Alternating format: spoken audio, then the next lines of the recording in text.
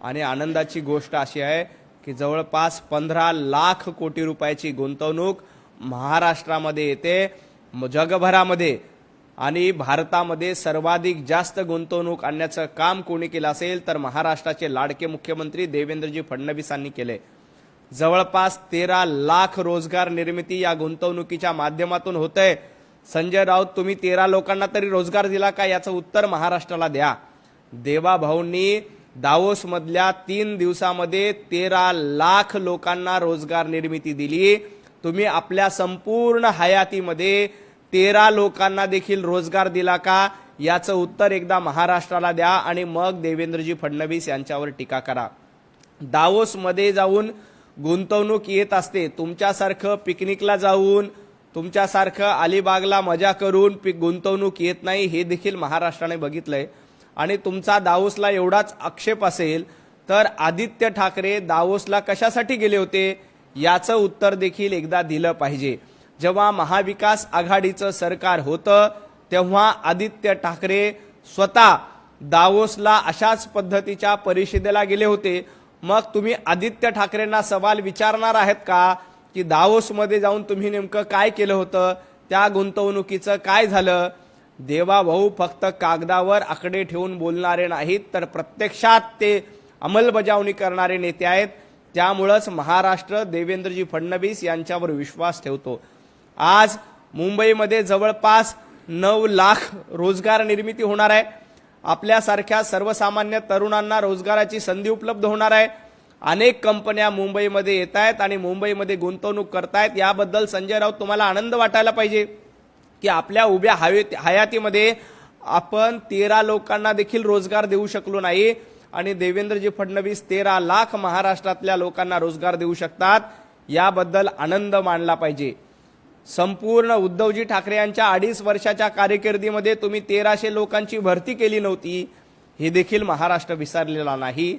दावोसमध्ये जाऊन मोठ्या प्रमाणात गुंतवणूक येत आहेत, परदेशी कंपन्यांची थेट इन्व्हेस्टमेंट होते, याबद्दल आपण आनंद मानला पाहिजे, सेलिब्रेट केलं पाहिजे। परंतु दुर्दैवानं जनाब संजय राऊत यांच्या पोटामध्ये सातत्यानं दुखत असतं। संजय राऊत कायम प्रत्येक गोष्टीमध्ये काळं शोधायचं हाच संजय राऊत यांच्या आयुष्यातला धंदा झालाय। दुर्दैवानं त्यांना काहीही चांगलं दिसत नाही। दावोसची गुंतवणूक ही महाराष्ट्रासाठी आहे, दावोसची गुंतवणूक आपल्या तरुणाईसाठी आहे, हे भान संजय राऊतांना उरलेलं नाही।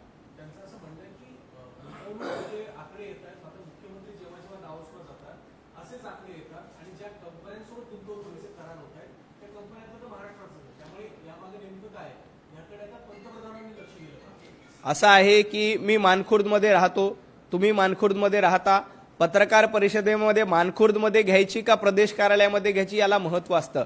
प्रत्येक गोष्टीचं एक स्थान महात्म्य असतं। तुम्ही एखाद्या शिवसैनिकाचा प्रवेश करत असताना मातोश्रीवरच जाऊन का करता? तुम्ही तुमच्या भांडूपच्या गल्लीमध्ये शिवसैनिकाचा प्रवेश का करत नाहीत? तसं एखादी गुंतवणूक करायची असेल तर त्याला आंतरराष्ट्रीय व्यासपीठ असतं। दावोसमध्ये जगभरातील गुंतवणूकदार येतात, तसे मुंबई ही आंतरराष्ट्रीय शहर आहे, इथले गुंतवणूकदार देखील दावोसमध्ये जातात। आंतरराष्ट्रीय प्लॅटफॉर्मवर करार होतात, त्याला एक महत्त्व असतं। आपण घरामध्ये बसून करार करणं हे उद्धवजी ठाकरेंना योग्य आहे। उद्धवजी ठाकरे 2.5 वर्ष मुख्यमंत्री होते, ते आपल्याला मातोश्रीला किंवा घरालाच त्यांनी मुख्यमंत्री कार्यालय बनलं होतं।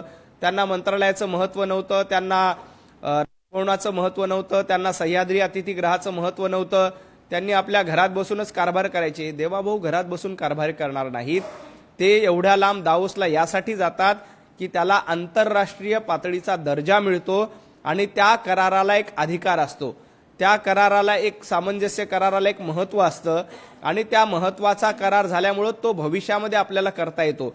आता बऱ्याच कंपन्या मुंबईतल्या आहेत असा आक्षेप संजय राऊत घेत आहेत। अहो जनाब संजय राऊत, त्या कंपन्या जरी मुंबईतल्या असल्या तरी त्या आंतरराष्ट्रीय कंपन्या आहेत, त्या तिथं जाऊन गुंतवणूक करतायत, त्याला एक अधिकार प्राप्त होतो, त्याला एक महत्त्व प्राप्त होतो।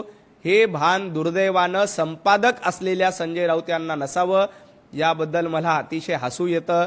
ज्या पद्धतीनं उद्धवजी ठाकरे यांना काय आंतरराष्ट्रीय दर्जाचे डॉक्टर बनवून ठेवलं होतं कोविडच्या काळामध्ये आणि स्वतः संजय राऊत कंपाऊंडर झाले होते, आजची पत्रकार परिषदेमध्ये कंपाऊंडरपेक्षा खालची पत्रकार परिषद आज त्यांची होती.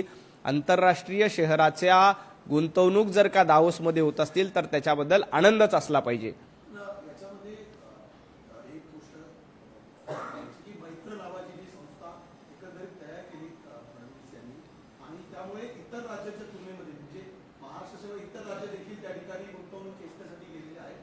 मात्र भारतातील कंपन्यांनी इतर राज्याच्या तुलनेत महाराष्ट्राला पसंती दिली. त्यामध्ये मैत्रचा एक मोठा वाटा म्हणजे निश्चितपणे महाराष्ट्रात गेल्या 2.5 वर्षापासून चांगलं प्रशासन सुशासन देण्याचं काम देवेंद्रजी फडणवीस एकनाथजी शिंदे यांनी केलंय. त्याच्यामुळं सर्वांची पसंती गुंतवणुकीसाठी महाराष्ट्राला मिळते. आपण बघितलं की FDI फॉरेन डायरेक्ट इन्व्हेस्टमेंटमध्ये सर्वाधिक गुंतवणूक कुठं आली तर महाराष्ट्रात आली. इतर सर्व राज्यांच्या जेवढ्या गुंतवणूक नाहीत त्याच्यापेक्षा जास्त गुंतवणूक जवळपास 60% आसपास गुंतवणूक आपली महाराष्ट्रामध्ये येते. ही आनंदाची गोष्ट आहे. देवाभाऊंसारखं कर्तृत्ववान नेतृत्व विकसनशील नेतृत्व या जोरावर या ब्रँडवर लोकांचा विश्वास आहे. महाराष्ट्रामध्ये जो देवाभाऊंचा ब्रँड तयार झालाय त्या ब्रँडच्या नावाखाली भारतातली गुंतवणूक महाराष्ट्रात येते, जगभरातील गुंतवणूक महाराष्ट्रात येते. उद्धवजी ठाकरे आणि जनाब संजय राऊत तुमच्या ब्रँडवर गल्लीमध्ये देखील कोणी गुंतवणूक करायला तयार नाही. भांडूपच्या गल्लीमध्ये देखील तुमच्या नावावर कोणी इन्व्हेस्टमेंट करणार नाहीत. त्यामुळे तुम्ही दावोसची स्वप्न तर बघूच नका. तुम्ही ज्या पद्धतीनं भांडूपच्या गल्लीचं नुकसान केलंय, महाराष्ट्राचं मुख्यमंत्री असताना उद्धवजींनी नुकसान केलंय. घरात बसून कारभार केला. देवाभाऊ घरात बसून कारभार करणारे नाहीत तर थेट रस्त्यावर उतरून थेट लोकांचा फायदा होईल यासाठी मेहनत करणारे आणि प्रयत्न करणारे लाडके मुख्यमंत्री आहेत. याच्यामध्ये एक जोडून देतो मोठ्या प्रमाणामध्ये म्हणजे कोकोकोला असेल, कासबाग असेल, स्टोअर असतील या परदेशी कंपन्यांनी देखील महाराष्ट्राला कुठेतरी पसंती दिली आहे. विरोधक सातत्याने आरोप करत होते महाराष्ट्रातले उद्योग तुम्ही इतर राज्यामध्ये पळवून नेतात, गुजरातला नेतात. मात्र आता परदेशी कंपन्या देखील म्हणजे स्वदेशी कंपन्या विदेशी कंपन्या देखील मोठ्या प्रमाणामध्ये आता विस्तारीकरण करण्याचा प्लॅन डिस्कस करताना दावोसमध्ये पाहायला मिळाले. खरं तर उभाटा गट असेल किंवा महाविकास आघाडी असेल यांनी सातत्यानं असं म्हटलं की महाराष्ट्रातले रोजगार दुसरीकडे जात आहेत, कंपन्या गुजरातला जात आहेत, कर्नाटकला जात आहेत, इकडे जात आहेत, तिकडे जात आहेत. अहो आज आपण आकडेवारीवर नजर टाका. सर्वात जास्त गुंतवणूक कुठे येते? महाराष्ट्रात येते. उद्धवजी ठाकरे तुमच्या 2.5 वर्षाच्या कारकिर्दीमध्ये तुम्ही घरात बसून होतात. त्याच्यामुळे अनेक कंपन्या या गुजरातला गेल्या होत्या. आज गुजरातला गेलेल्या कंपन्या पुन्हा महाराष्ट्रामध्ये येत आहेत आणि अभिमानाची गोष्ट आहे की गुजरातच्या पुढे महाराष्ट्राचा नंबर लागतो. देशातल्या इतर कुठल्याही राज्याच्या पुढे महाराष्ट्राचा नंबर लागतो, मराठी माणसाचा नंबर लागतो. याबद्दल संजय राऊत आणि उभाटा गटानं अभिमान बाळगला पाहिजे. उलट उद्धवजी ठाकरे यांच्या काळामध्ये सर्वाधिक गुंतवणूक ही गुजरातला जात होती, कर्नाटकला जात होती. आज तीच सर्वाधिक गुंतवणूक महाराष्ट्रामध्ये येते, याचा आनंद आहे. काँग्रेसचे प्रदेशाध्यक्ष हर्षवर्धन सपकाळ यांनी सुद्धा टीका केली आहे. गुंतवणुकीच्या संदर्भामध्ये जे काही केलं जाते त्यामध्ये मुख्यमंत्र्यांकडनं केवळ आकड्यांची टीका देखील केली जाते. हर्षवर्धन सपकाळ आणि गुंतवणुकीचा काही संबंध आहे का? त्यांना गुंतवणूक कशी करतात हे तरी माहीत आहे का? उगाच देवाभाऊंवर टीका करण्याचा प्रयत्न करू नका. हर्षवर्धनजी, आपल्या जिल्ह्यामध्ये काय काँग्रेसची अवस्था झाली, विदर्भामध्ये काँग्रेसची काय अवस्था झाली याच्याकडे थोडं लक्ष द्या. गुंतवणुकीचा आणि तुमचा काही संबंध नाही. राहुल गांधींची जशी बुद्धी आहे त्याच्याही पेक्षा खालची बुद्धी तुमची आहे. सातत्यानं देवाभाऊंवर प्रसिद्धीसाठी टीका करायचं याच्या पलीकडे तुम्हाला काहीही देणं घेणं नाही. गुंतवणुकीचा मार्ग कसा असतो, कशा पद्धतीनं गुंतवणूक करतात, 13 लाख कोटीचा आकडा कसा लिहितात एकदा हर्षवर्धन सकपाळ यांनी सांगावं आणि मग इतरांवर टीका करावी.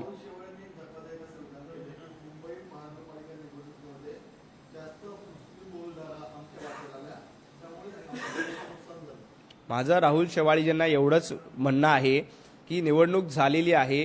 ज्या पद्धतीनं महायुतीचं यश मिळालंय, आता विनाकारण एकमेकांवर आरोप प्रत्यारोप करण्याला काही अर्थ नाही. प्रत्येक ठिकाणचं समीकरण वेगवेगळं होतं. जशा जशा जागा वाटप झाल्या त्या पद्धतीनं निवडणुका झाल्या, एकमेकांना सहकार्य झालं, त्याच्यामुळंच महायुती अतिशय भरभक्कमपणे निवडून आली. आता अशा पद्धतीचे एकमेकांवर आरोप प्रत्यारोप करणं हे टाळलं पाहिजे.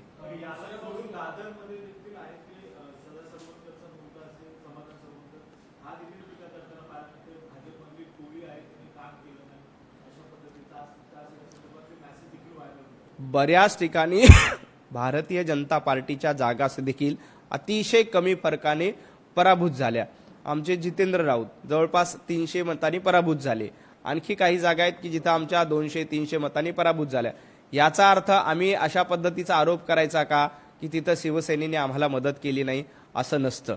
प्रत्येक पक्ष स्थानिक पातळीवर एकमेकांना मदत करत असतो. भारतीय जनता पार्टीने शिवसेनेला मदत केली, शिवसेनेनं भारतीय जनता पार्टीला मदत केली आणि या एकीचं यश म्हणूनच आम्ही मुंबई महापालिकेमध्ये चांगल्या मार्जिनने निवडून आलेलो आहोत.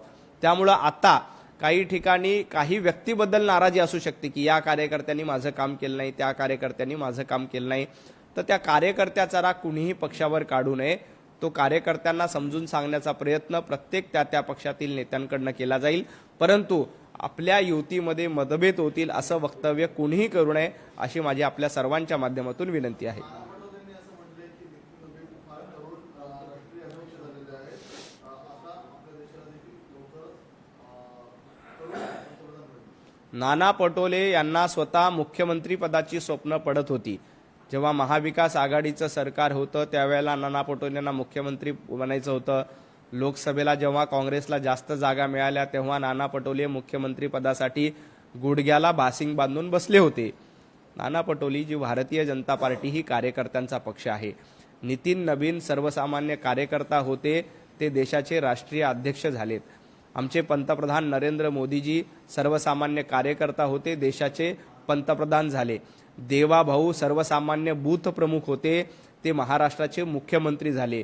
तुमच्या पक्षामध्ये पंडित जवाहरलाल नेहरू, इंदिरा गांधी, राजीव गांधी, राहुल गांधी, आता राहुल गांधी नंतर आणखी कुठचा गांधी आणतात हे बघावं लागेल. एकाच परिवारात सत्ता हे धोरण काँग्रेसचं आहे, तर कार्यकर्त्यांकडे सत्ता हे धोरण भारतीय जनता पार्टीचं आहे.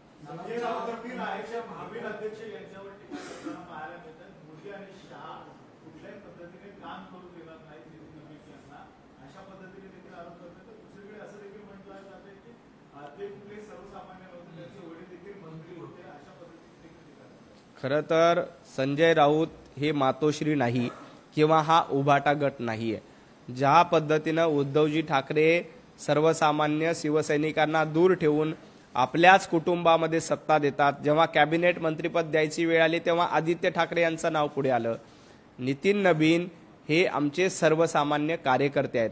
6 वेळेला ते जनतेतून निवडून आलेले आहेत आणि भारतीय जनता पार्टी एकमेव पक्ष आहे की जिथं कार्यकर्त्यांना न्याय मिळतो, कार्यकर्त्यांना संधी मिळते.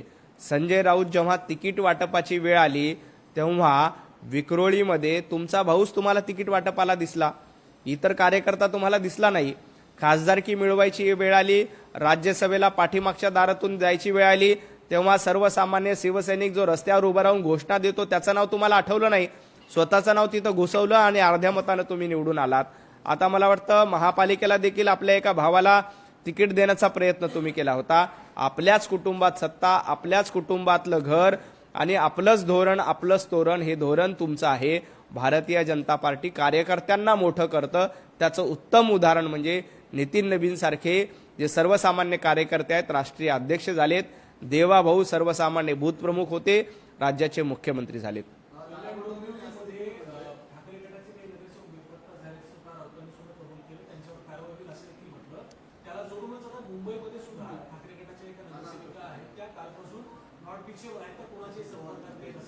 खरं तर उबाटा गटाच्या माध्यमातून सातत्यानं लोकांचा अपमान करण्याचा प्रयत्न होतो. संजय राऊत सातत्यानं कार्यकर्त्यांचा अपमान करतात, कार्यकर्त्यांना लाथाळ्या मारण्याचं काम करतात. उद्धवजी ठाकरे 2.5 वर्ष मुख्यमंत्री असताना अहंकारात होते आणि उद्धवजी ठाकरे यांच्या अहंकारामुळे एकनाथजी शिंदे यांच्यासह 40 आमदार त्यांच्या पक्षातून सोडून गेले. आता देखील उद्धवजी ठाकरे आणि संजय राऊतांना एवढा अहंकार आहे की आमचाच महापौर मुंबईमध्ये बसणार, अशा पद्धतीचे दावे कालपर्यंत ते करत होते. या अहंकारापोटीच सर्वसामान्य उभाटा सैनिक आता त्यांच्यापासून दूर जात आहेत. कल्याण डोंबिवली तो झाकी आहे, मुंबई अभी बाकी है. कोण म्हणतं? नाना पटोले तुमचा गेम काय झाला ते बघा ना. तुमचा विदर्भामध्ये पार सुपडा साफ झाला, चंद्रपूर वगळता एकही महापालिकेत तुम्हाला साधा नगरसेवक निवडून आला नाही. तुमचा गेम कोणी केला आणि कसा केला त्याची वाट बघा, त्याची माहिती घ्या, त्याचं विश्लेषण करा आणि मग इतर कोणी कुणाचा गेम केला याबद्दल बोला.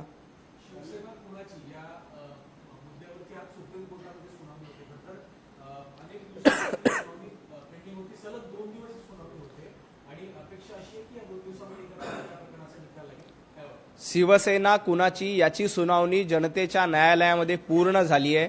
विधानसभेच्या निवडणुकीला शिवसेना ही एकनाथजी शिंदे जे वंदनीय हिंदू हृदय सम्राट बाळासाहेब ठाकरे यांचे विचार पुढे घेऊन जातात त्यांचीच आहे. यावर जनतेच्या न्यायालयाने बहुमताने शिक्कामोर्तब केलं. आता देखील महापालिकेच्या निवडणुकीमध्ये एकनाथजी शिंदे यांचीच शिवसेना खरी आहे यावर मुंबईसह महाराष्ट्रातल्या जनतेने पुन्हा एकदा शिक्कामोर्तब केलंय. त्यामुळे कोर्टाचा निकाल काहीही लागू द्या, शिवसेना ही वंदनीय हिंदू हृदय सम्राट बाळासाहेब ठाकरे यांचे विचार पुढे घेऊन जाणाऱ्या एकनाथजी शिंदे या सच्चा शिवसैनिकाचे आहे.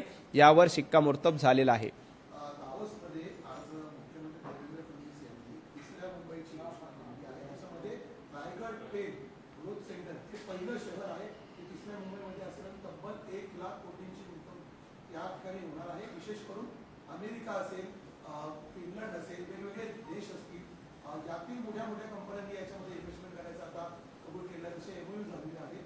एकीकडे मुंबई तोडली जाईल असा आरोप सातत्याने महापालिका निवडणुकीमध्ये विशेषतः ठाकरे म्हणून उच्चार करत होते. मात्र दुसरीकडे एक दुसरी आणि तिसरी मुंबई आता वसवताना मुख्यमंत्री पाहायला मिळतात. मुंबई तोडणार, मुंबई महाराष्ट्राला तोडून गुजरातला जोडणार असा फेक नरेटिव्ह पसरवण्याचा प्रयत्न इलेक्शनमध्ये आलं की उद्धवजी ठाकरे, संजय राऊत यांच्याकडनं सातत्यानं होतंय. पण आपण बघता की मुंबईला आंतरराष्ट्रीय दर्जाचं शहर करण्याचं काम देवेंद्रजींनी केलंय.